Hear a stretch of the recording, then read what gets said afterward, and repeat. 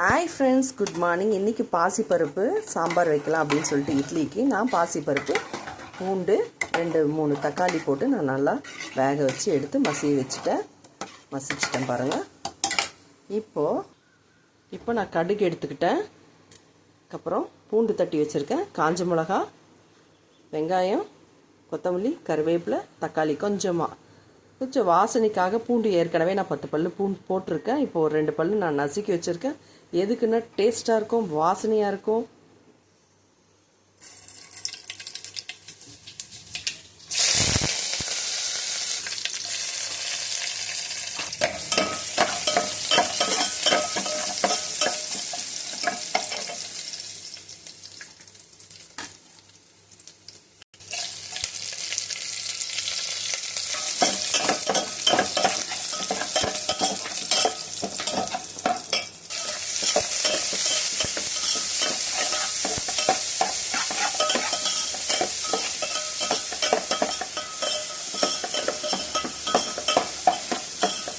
இப்போ பெருங்காயமும் தேவையான அளவு உப்பும் சேர்த்துக்கலாம்.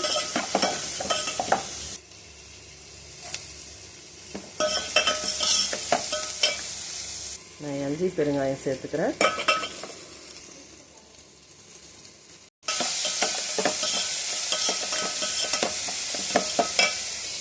அப்படியே வாசனையாக இருக்குங்க. அந்த பெருங்காயம்லாம் போட்டு நம்ம வதக்கும் போது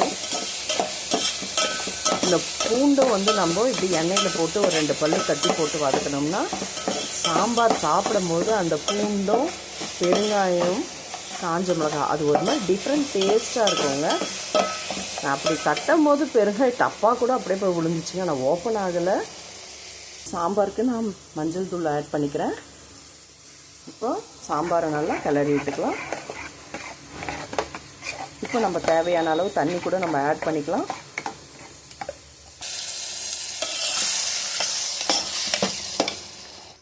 இதில் போட்டுட்டேன்.